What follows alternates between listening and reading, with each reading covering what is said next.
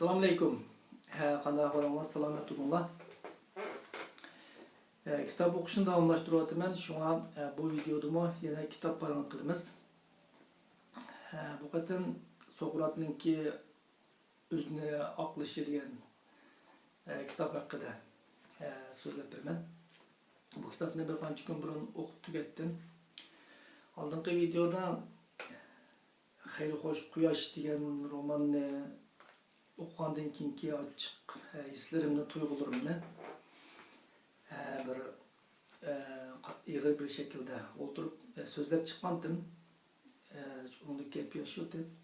Yani bu kitobmi shunga o'xshash ig'ir bir kitob hamda. Buning oxirini tragediyaga oxirlashgan Sokrat oxirida o'ltirildi, o'lim jazosiga hukm qilindi. Hamda kitap haqida söz qilishdan burun Sokratning kimligi haqida azroq to'xtalaylik. Sokrat balki nurg'unlar anglagan bo'lishinglar mumkin. Bundan 2000 yillar ilgari, milodiydan ilgari, hozirgi Gretsiyaning Afinada yaşayan bir kishi. Bu bir faylasuf, dunyoga tanliq faylasuf. Buni hech ketmaydi aslida. Shundaqmi deydi. Bu kishi oxirida Afina soti tarafidan o'lim jazosiga hukm qilingan. Endi bu kitobda yozilgani bo'lsa, shu Sokratningki o'zini oqlab sotda qilgan so'zlarining bayoni bu xotirlangan. Buni Sokrat o'zi xotirlamagan. Buni Aflatun deb Sokratning bir shogirdi bor. Aflatun to'g'riliqmi biz jab narsalarni anglagan. Shu xotirlagan. Sokratning hech qanday yozimicha asar kelmagan. Endi Sokratningki bu asarni nimishqa o'qiyman desa, chunki bu xil asarlarni vatandan o'qiydim, ammo burun bir tadqiqotchi ko'zi bilan o'qimaydi ekanman. Asarlarni qarasam bir qiziquvchi yoki bir faqat ushchur egilligüchi sifatida o'qiydi ekanman. Shunga buni qayta o'qishni o'yladim. Bu yil men uchun asosan kitob o'qish yili desam bo'ldi. Doktorlik o'qishga tayyorlik qilishdan so'ng asosiy vaqtimni kitobga sarf qilaman. Ko'p kitob o'qimoqchi, bo'libmi siyosat, xalqaro munosabatga oid klassik asarlarning hammasini o'qib tugatmoqchi. Shunga ham kichik, ham klassik bo'lganligi uchun bundan boshladim. O'qigan kitoblarim haqida ozroq so'zlab xotira qoldirishni o'yladim. Buni yozmachi qoldirsam qoldiraman. Tatmamda turadi yoki kompyuterimda turadi.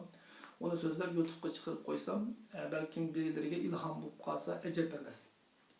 Yoki birilari uchun ushchur bo'lib qolsa ajab emas deb o'yladim. Unda esa kitobga kelaylik.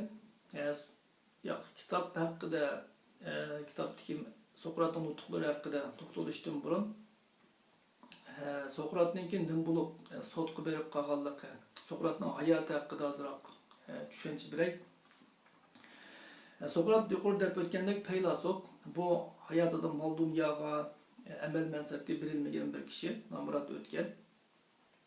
Ammo bu kishilarga davomli savol qo'yib, kishilarni tushunishga, o'ylanishga qo'zg'agan bir shaxs. Uning umri shunday o'tgan, ko'chalarda, bozorlarda cho'g'ilab yurib, kishilarga savol qo'yish bilan o'tgan. Buningki bu xil harakatlari barabaran jamiyatningki yuqori qatlamidagilarning, amaldorlarning, siyosatchilarning, ruhoniylarning tishiga tekkan. Shuning bilan buni jamiyatningki amonligini buzdi. Hozir mo deyilayotgan gap shu. Yana biri dindan chiqdi. Hozir dunyoning nurg'un yerda dindan chiqdi deb kishilarni ayblash bor. Bizda mi bor bu? Birovni yoqtirmasa dindan chiqdi yoki dinga rioya qilmadi deb turib bog'lab jazolaydigan ish. Amaliyotda Sokrat dindor bir shaxs. Shuning bilan bu sotga tortilgan.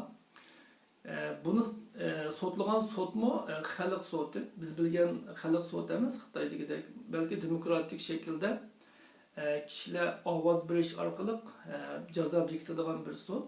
Ayni vaqtda Afinada demokratiya yo'l qo'yilgan, hozirgi dunyodagi demokratiyaning tunji o'rnikini shu yerdan topamiz. Buni Şu sotluğan, ahırda sotda ölüm cezası kararı çıkan. Bu vaktdaki bayanlarga sal turup kelimiz. Endi Sokrat hakkında mundaq bir hikoya bor.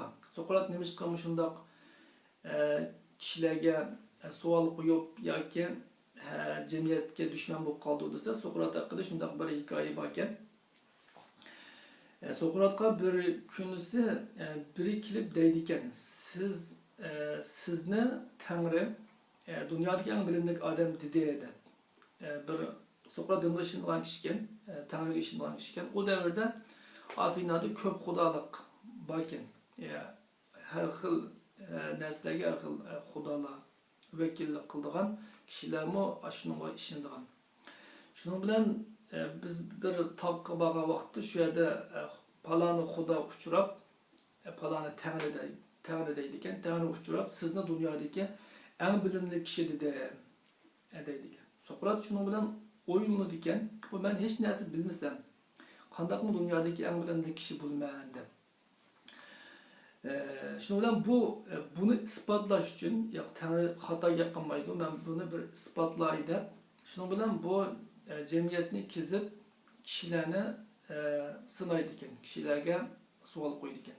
Aldılan bu siyosatchilarning yeniga bordi ekan, siyosatchilardan so'raydi ekan, so'g'andi ekan, ulardan olgan javoblarga qarab siyosatchilarni bir narsa bilmaydi ekan deb o'ylaydi ekan. Bular o'zi bilmaydigan narsani so'zlaydi ekan deb o'ylaydi ekan. Ondan keyin bu diniy zotlarning, ruhoniylarning qishiga bordi ekan. Ulardanmi anglagan narsalari bilan ularning amal qilgan narsa o'xshamagan. Shunga bularni bir narsa bilmaydi ekan deydi ekan. Ondan savdogarlarning yeniga bordi ekan. Ondan keyin hunavarlarning yeniga bordi ekan. Shundoq qilib bu butun jamiyatning qatlamini kezidi ekan. Ve bu jarayonda anlagan bilgilerini yoshlarga so'zlab berdi ekan, kishilarga deb berdi ekan. Shundoq qilib dushmanlik bo'lib qoldi ekan. Oxirida Sokrat shu tuyg'uga keldi ekan, shu hunarvanlar bir narsa bildi ekan. Chunki bular o'zininki qilgan ishini bilib qiladi ekan va bilgan bular bir narsa bildi ekan deydi ekan. Ammo Sokrat yeni hunarvanlarniki bir tarafini yoqtirmaydi ekan. U bo'lsa-mu bular o'z ishini yaxshi bildi ekan, ammo hamma ishni bilmaydi deb turoldi ekan. Bir ishni yaxshi qila olganligim uchun hamma ishni qila olmayman deb turoldi ekan. Hamma ishga qattiqchilik qildi ekan. Shunga bularmi bu jihatdan bir narsa bilmaydi ekan deydi ekan. Oxirida bu o'zininki hammadan bilimli ekanligiga qoyil bo'ldi ekan. Qanday qoyil bo'ldi ekan desa, men bir narsa bilmaydi ekanman, ammo o'zimning bir narsa bilmaydiganligimni bildi ekanman. Başkalar bo'lsa bir narsa bilmaydi ekan, hem o'zining bir narsa bilmaydiganligini bilmaydi ekan. Shuni Tangri meni hammadan bilimli degan o'xshaydi degan tuyg'uga keldi ekan. Endi Sokratningki so'tiga kelaylik. Sokrat so'tga chiqqandan keyin o'zini oqlaydi ekan. Sokratga ayiblash, boydab o'tgandek jamiyatning muqimligini buzish, davlat bekitib bergan Tangridagi cho'qinmaslik, yoshlarni yo'ldan chiqarish qatorliq bizning bugungi davrimizda tipik siyosiy jinoyatlar. Biz anglab ketgan bu muqimlikni buzdi, o bu degan gaplarni. Fitna taqatdi degandek gaplar Uyg'ur jamiyatida michiq. Mushlarni ayiblaydi ekan. Sokrat o'zini oqlab, bu yerda shu mashhur nutqini so'zlaydi ekan. Buni Sokratning shogirdi shu vaqtda kichik Aflatun xotirlaydi ekan. Endi Sokratga sotdan bir qancha takliflar suniladi ekan. Buningga to'lam to'lash, Sokrat pulim yo'q deydi ekan. Sürgün qilish, yo'qda unumaydi ekan, men sürgünga bormayman deydi ekan. O'lim jazosi. Apu so'rsang kechirim qilamiz, apu so'rmasang o'lim jazosi beramiz deydi ekan. Sokrat men xato qilmadim, to'g'ri qildim va to'g'ri deb bilganlarimni dedim. Agar bu yerdan qo'yib bersanglar, yana shuni deyman. Shunga hukm qilgan vaqtda shuni o'yinib, andan keyin qaror chiqaringlar. Men gunohsiz, men dinga ishonaman, dinga xiloflik qilmayman. Aksicha men Tangrininki sizlarga avatgan bishoratchisi, ustozi. Şuna ben özümni aqlayman, ammo apu so'ramayman deydi ekan. Şunun bilan oxirida bunga o'lim jazosi beriladi ekan. O'lim jazosi zahar bilan o'ldirilish jazosi beriladi ekan. Bununla adashlari qechib ketish taklifini sunadi ekan, bu unmaydi ekan. Yo'q, meningki bu bir ömür degan gaplarimga xilof keladi bu qechib ketish. Unda qilsam men qanday ham bo'lib qolaman? O'zimning deganlarining xatoligini e'tirof qilgan bo'lib qolaman. Menga tuhmat qilib meni sudga topshirganlarninki, shikoyat qilganlarninki harakatini to'g'ri chiqargan bo'lib qolaman deb unmaydi ekan. Vaqalik mushunchilik nutqning hammani yetkizgili bo'lmaydi, chunki nutqninki ajoyib jalb qilish kuchi va jini bor. Buni so'zlash tez. Chunki men Sokrat emas, shon Sokratdek so'zlayolmayman. Mushunchilik yetkizay. Endi bu kichik kitobdan, Sokratninki nutqidan o'zimninki his qilganlarimni azroq o'rtoqlashay. Buningdan bir qancha nuqtani his qildim. Birinchisi shuning ichida birinchisi insonlarni ijtimoiy muqimlikni buzdi deb ayıplash va jazolash bu insonlar jamiyatida burundan tortib mavjud bo'lib kelgan va hozirgacha mavjud bo'layotgan o'xshamagan millat va o'xshamagan davlatlardagi o'rtaq bir hadis ekan. Bu nokta meni o'ylantirgan bir nokta. İkinci biri dinni vasıta qilib turib boshqalarni ayıplash. Yani dinden chiqqan, dinga xiloflik qilgan degan shaklda boshqalarni ko'zdan yo'qotishga yoki kishilarning nazaridan tushirishga urinish, bu mu insoniyatga o'rtoq va qadimdan davomlashib kelgan bir narsa ekan. Musulmonlar ichida mavjud bu xil hodisa boshqalarda mavjud ekan. Ya'ni bu insoniyatga o'rtoq bir hodisa o'xshaydi. Ondan keyin uchinchi biri jamiyatda o'zining fikrini tortib o'tirib qo'ygan, o'zining tushunchalarini o'tirib qo'ygan kishilarningki, ma'lum kishilarningki dushmaniga aylanib qilishi va oxirida tragediya bilan oxirlashishi bu insoniyatning o'rtaq bir qismi ekan. Butun dunyo tarixida har yerda shunday hodisalar bo'ldi ekan. Bu bizningki yaqinqi zamon tariximizni qarasaqmi, aniq ko'ralaydigan bir holat, bir tragediya.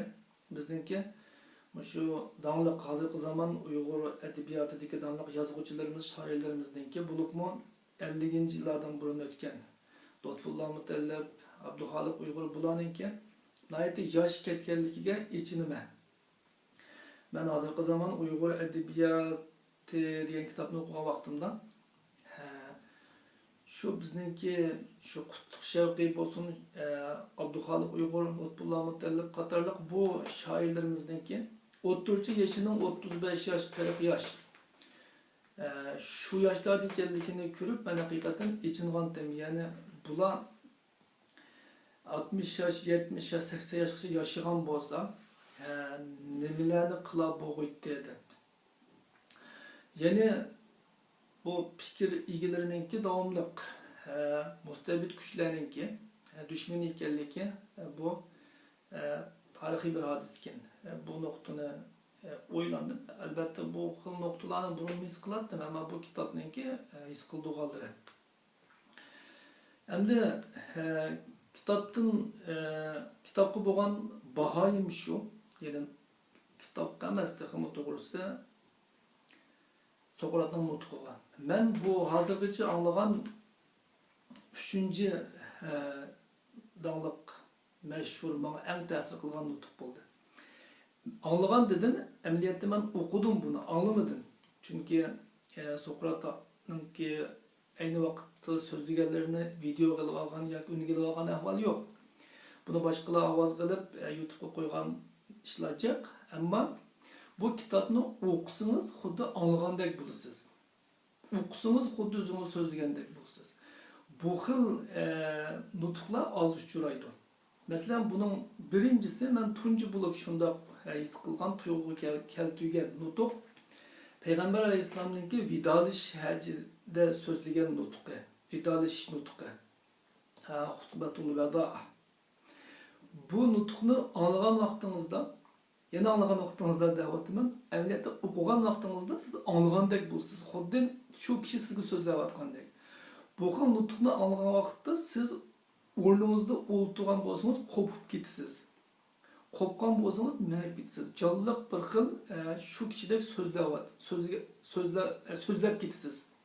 O'qib ketib berib, ovozingiz chiqib ketadi. Mana shundaq yiziqdan jon kirgizadigan shunday nutuqlar.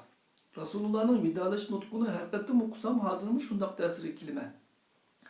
Chunki bu nutuqning jumla qurilmasidan sirt uningda o'tirib qo'yilgan qimmatlar, qarashlar insoniyat tarixininki boyligi va insoniyat tarixi jarayonida yo'qolmagan narsalar. Uni yo'qolmas qilgan narsa ana shu uningdagi ruh, uningdagi ma'no, mazmun.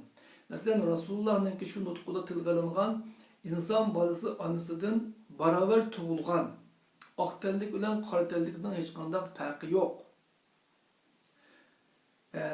deganga o'xshash so'zlar bugun insoniyatning qimmat qarashlarining, boyliklarining eng muhimlari qatoridan o'rin olyapti. Bugun dunyo kishilik huquq, demokratiya degandek insoniy qimmatlarni ilgari surgan bo'lsa, u ana shu tarixiy boyliqlarningki bugunga yansımısı. Hem de ikinci nutuk bo'lsa, mana bundaq ta'sir qilgan ikkinchi nutuk Martin Luther King'ning "Mening bir orzuyim bor" degan nutuqi.